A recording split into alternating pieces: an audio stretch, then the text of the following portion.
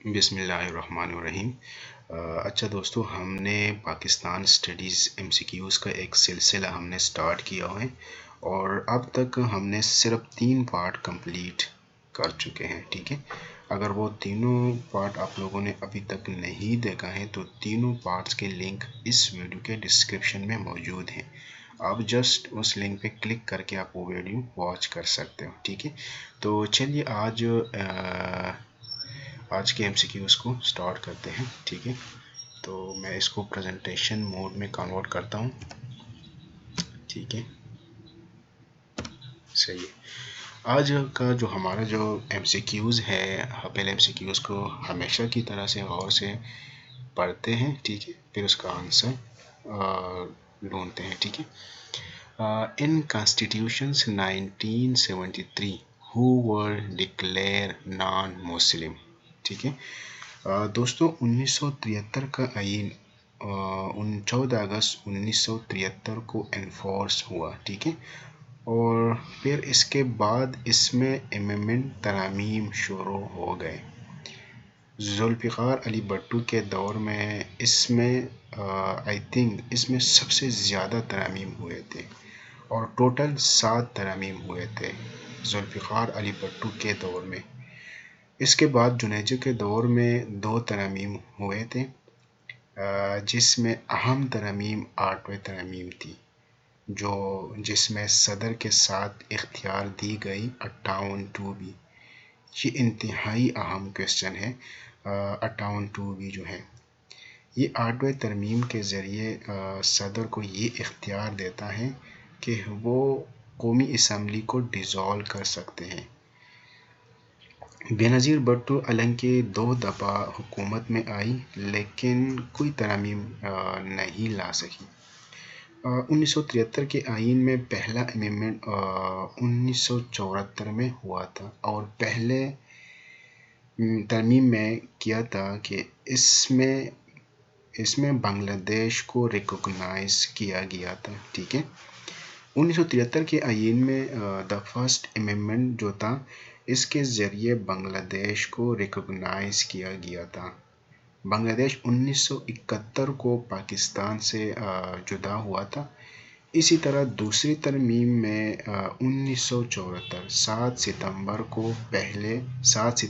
1974 को पहले अमेंडमेंट के चंद दिनों बाद दूसरी अमेंडमेंट लाई गई, जिसमें कादियानी गैर मुस्लिम करार दिया गया था। ठीक है, तो द करेक्ट ऑप्शन जो है ना वो यहाँ पे जो है ना करेक्ट ऑप्शन वो हमारे पास है कादियानी। ठीक है, जो करेक्ट ऑप्शन है यहाँ पे वो है कादियानी, तो मैं उसको यहाँ पे हाईलाइट करता हूँ। ठीक है, ये हमारे पास करेक्ट ऑप्शन है। सही है। 1973 के आइन में टोटल 26 अमेंडमेंट हो चुके थे। ठीक है, आखिरी अमेंडमेंट 26 जो पाटा एरिया सीट के हवाले के बारे में था। ठीक है, तो नेक्स्ट मूव करते हैं, नेक्स्ट एमसीक्यूज को देखते हैं। इसको ठीक है,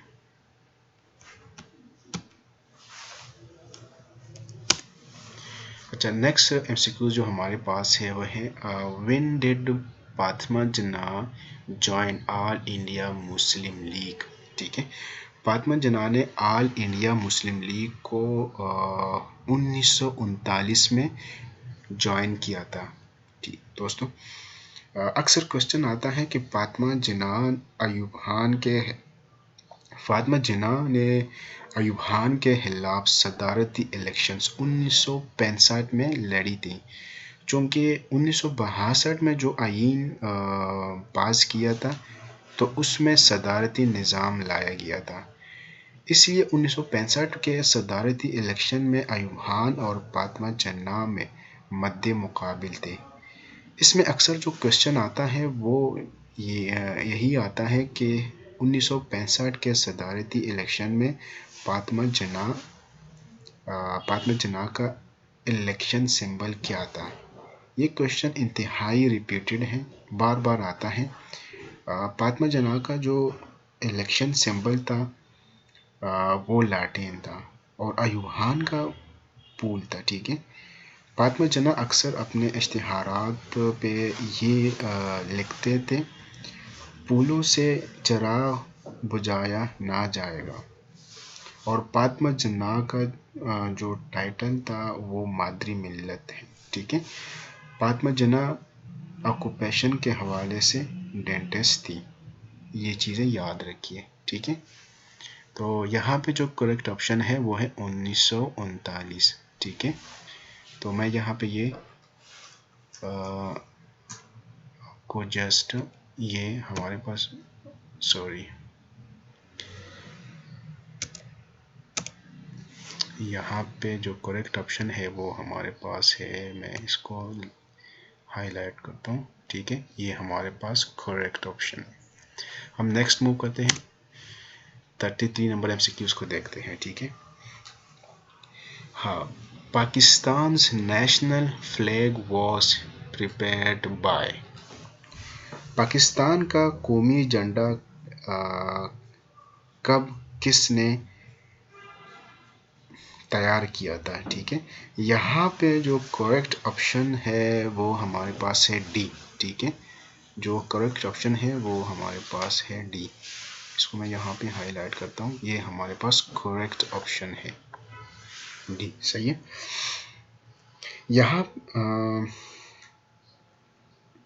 यहाँ पे आपको थोड़ा सा बताता चलूँ दोस्तों, पाकिस्तान के कौमी झंडे का डिज़ाइन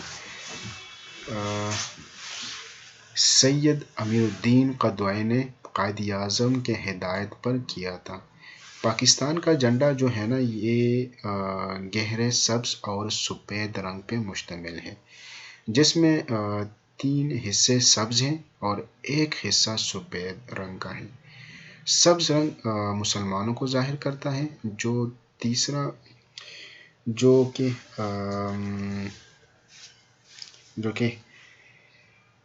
सफ़ेद रंग का है, जो है सफ़ेद रंग मुसलमानों को ज़ाहिर करता है, सॉरी सब्ज़ रंग जो है ना वो मुसलमानों को ज़ाहिर करता है, जो कि मेजॉरिटीज़ है, ठीक है। और सफ़ेद रंग अक़लियत को ज़ाहिर करता है, जो कि मिनॉरिटीज़ है। सब्ज़ हिस्से के बिल्कुल दरमियान में चाँद और 5 कोनों वाला सितारा है, ठीक है।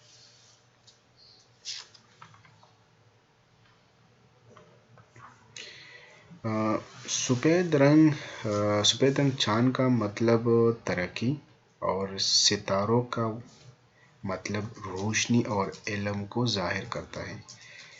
ये भी याद रखिए दोस्तों कि पाकिस्तान का कौमी परचम 11 अगस्त 1947 को आइन साजी असम्बली में आज़ादी से 3 दिन कबल अपनाया गया था, ठीक है। 11 अगस्त 1947 को आइन साजी का जो इजलास हुआ था, कायद-ए-आज़म मोहम्मद अली जिन्ना को सदर भी मुंतखब किया गया था और इस झंडे को भी अपनाया गया था, ठीक है। तो यहाँ पे जो करेक्ट ऑप्शन है वो है अमीरुद्दीन क़दवाई, ठीक है। नेक्स्ट मूव करते हैं। नेक्स्ट हमारे पास एमसीक्यूज है कि Pakistan first coins was issued on. Pakistan का पहला सिक्का 1948, ठीक है, 3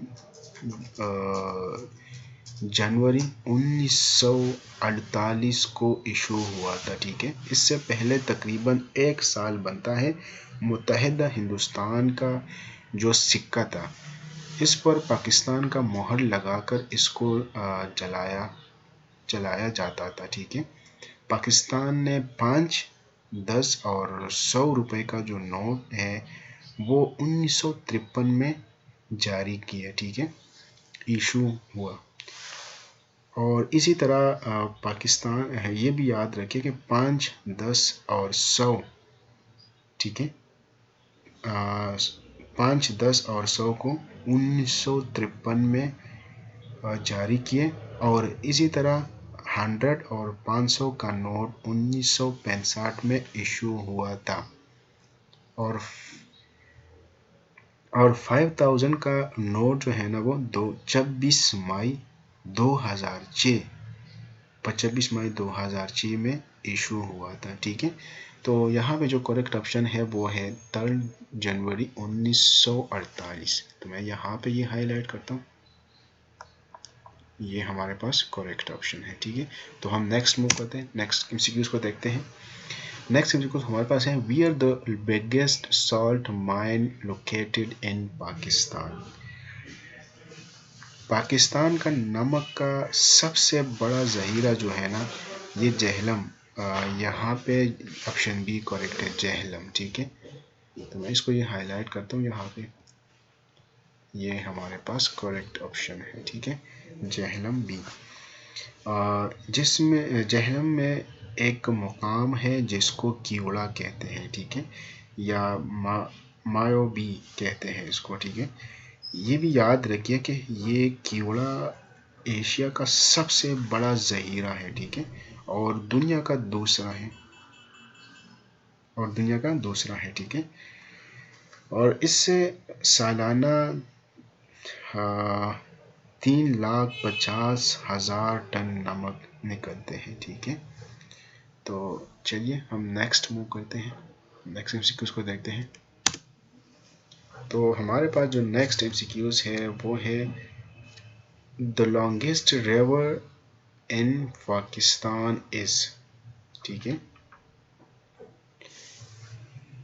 रिवर सिंध इसको रिवर सिंध इसको या इंडस रिवर भी कहते हैं इसको। ठीक है, शॉर्टेस्ट रिवर जो है ना ये पाकिस्तान में रावी है। ठीक है, रावी ये हमारे पास शॉर्टेस्ट रिवर है पाकिस्तान में। शॉर्टेस्ट रिवर जो है ना वो रावी है, और लॉन्गेस्ट रिवर जो है ना वो रिवर सिंध है। इंडस रिवर भी कहते हैं इसको, अब्बासिन भी कहते हैं इसको। ठीक है, रिवर सिंध को रिवर इंडस भी कहते हैं, अब्बासिन भी कहते हैं। ठीक है, ये इसके नाम है मुख्तलिफ किस्म के। ठीक है, तो यहाँ पे जो करेक्ट ऑप्शन है वो है रिवर सिंध, तो ये भी मैं यहाँ पे हाईलाइट करता हूँ। सॉरी बहुत ज़्यादा हो गया। ठीक है, बी नंबर यहाँ पे ठीक है। तो हम नेक्स्ट मूव करते हैं, नेक्स्ट एमसीक्यूज को देखते हैं। नेक्स्ट एमसीक्यूज हमारे पास है, which is the national flower of Pakistan. ठीक है, पाकिस्तान का नेशनल फ्लावर जो है ना वो है जैस्मीन। ठीक है, ये जो कि ये 1961 को इसको नेशनल फ्लावर करार दिया गया था। ठीक है, याद रखिए 1961। तो यहाँ पे जो करेक्ट ऑप्शन है वो है सी, तो मैं भी इसको यहाँ पे हाईलाइट करता हूँ। ठीक है, यहाँ पे ऑप्शन सी करेक्ट है। हम नेक्स्ट एमसीक्यूज को देखते हैं। हमारे पास जो नेक्स्ट एमसीक्यूज है वो है, which is the national bird of Pakistan. ठीक है, ये तो इंतहाई इजी क्वेश्चन है, यहाँ पे चौकोर ये ऑप्शन डी करेक्ट ऑप्शन है। ठीक है, ये तो हर किसी को पता है। नेक्स्ट एमसीक्यूज को देखते हैं, नेक्स्ट एमसीक्यू की तरफ मूव करते हैं। ठीक है, हु स्टार्टेड द फ्राइजी मूवमेंट। ठीक है, ये हाजी शरीतुल्लाह ने जारी किया था, यानी इसके बानी जो है ना वो हाजी शरीतुल्लाह थे। ठीक है, और हाजी शरीतुल्लाह जो है ना वो 1764 बंगाल में पैदा हुए थे, और इब्तिदाई तालीम के बाद मक्का मुकरमा चले गए थे दोस्तों, और वापसी पर दीनी इस्लाही का काम स्टार्ट किया। और इस तारीख का मतलब ये था कि फ़राइज़ की अदायगी। ठीक है, और गुनाहों से तौबा। फ़राइज़ कौन से हैं? जो इस्लाम में है, जो इस्लाम में फ़र्ज़ है, मसलन तौहीद, नमाज, रोज़ा, हज, ज़कात वगैरह। ठीक है, इसी वजह से इस तहरीक का नाम भी फ़राइज़ी तहरीक पड़ा। हाजी शरीतुल्लाह जो है ना ये 840 में वफ़ात पा गए, और फिर इसके बेटे मोहम्मद मोहसिन तोतू मियाँ इस तहरीक की क़ियादत की। और वो 1819 में पैदा हुए और वो 1860 में वफात पा गए। ठीक है, तो यहाँ पे जो करेक्ट ऑप्शन है वो है हाजी शरीयतुल्लाह। ठीक है, तो यहाँ पे जो करेक्ट ऑप्शन है वो है हाजी शरीयतुल्लाह। तो मैं इसको हाईलाइट करता हूँ। ठीक है, ये हमारे पास जो है ना वो हाजी शरीयतुल्लाह। ठीक है, ऑप्शन ए यहाँ पे करेक्ट है। हम नेक्स्ट एमसीक्यूज को देखते हैं। अच्छा, Pakistan standard time was suggested by, ये भी इंतहाई अहम क्वेश्चन है। पाकिस्तान का स्टैंडर्ड टाइम किसने सजेस्ट किया था? ये प्रोफेसर मोहम्मद अनवर ने पाकिस्तान का मयारी वक्त,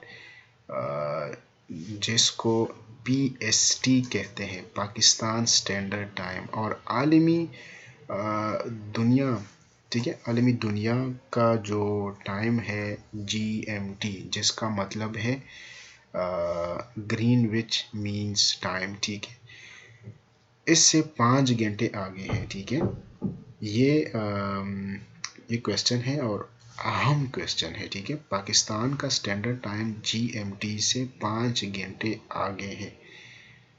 और पाकिस्तान का स्टैंडर्ड टाइम का तयीन जो है ना ये 30 सितंबर 1951 को किया गया था। ठीक है, और ये कहाँ से लिया गया था? ये पाकिस्तान का मयारी वक्त शकरगढ़ से लिया जाता है। ठीक है, और शकरगढ़ में एक इलाका है जिसको तीन पनाह कहते हैं।